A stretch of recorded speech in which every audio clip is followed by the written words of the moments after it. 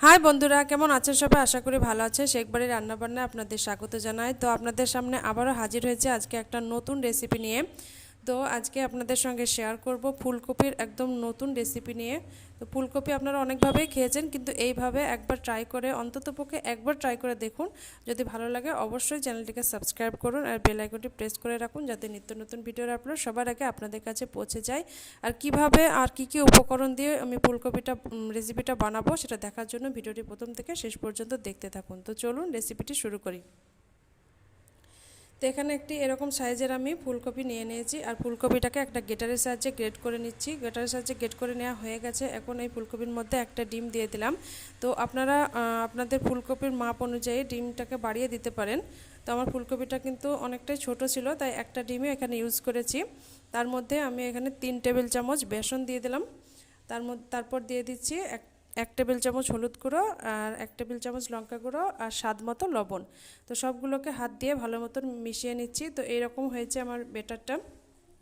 এখন ওভেনের মধ্যে কড়াই বসিয়ে দিয়েছি, আর কড়াইয়ের মধ্যে দিয়ে দিয়েছি সাদা তেল। আর খুব অল্প তেলেই কিন্তু বড়াগুলোকে ভেজে নেওয়া যায়।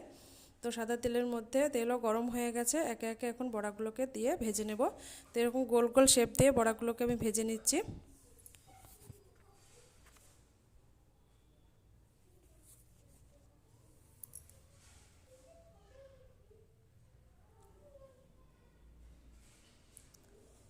আর বড়াগুলি ভাজার সময় কিন্তু তেল একদম মিডিয়াম টু লো আঁচে রাখতে হবে। বেশি হাই আঁচে দিলে কিন্তু একদম পুড়ে যাবে।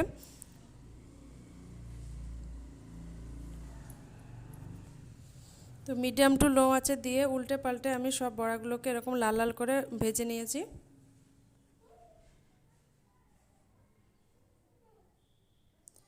তো বাকিগুলোকেও একইভাবে আমি উল্টে পাল্টে ভেজে নিচ্ছি।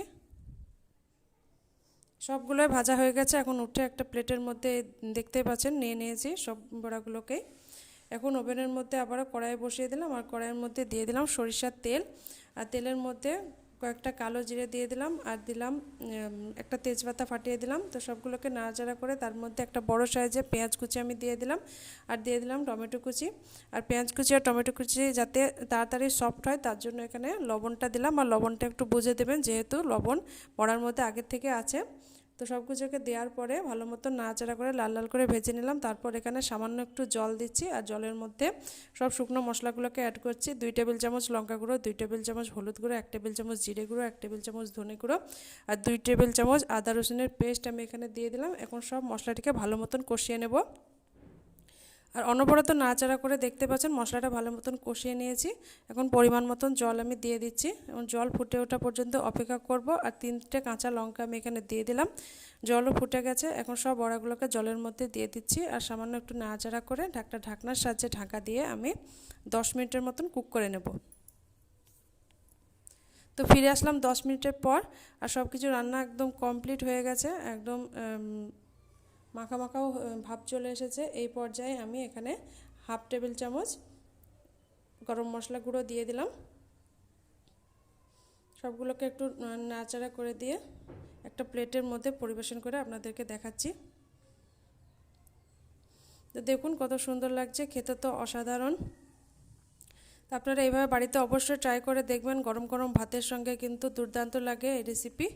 আশা করছি আপনাদের ভালো লাগবে। ভালো লাগলে কমেন্ট করে জানাবেন, সাথে লাইক করবেন, আর রান্নাটিকে বেশি বেশি করে শেয়ার করবেন। সবাই ভালো থাকবেন, সুস্থ থাকবেন। আজকের মতন বিদায় নিচ্ছি। দেখা হবে পরবর্তী ভিডিওতে নতুন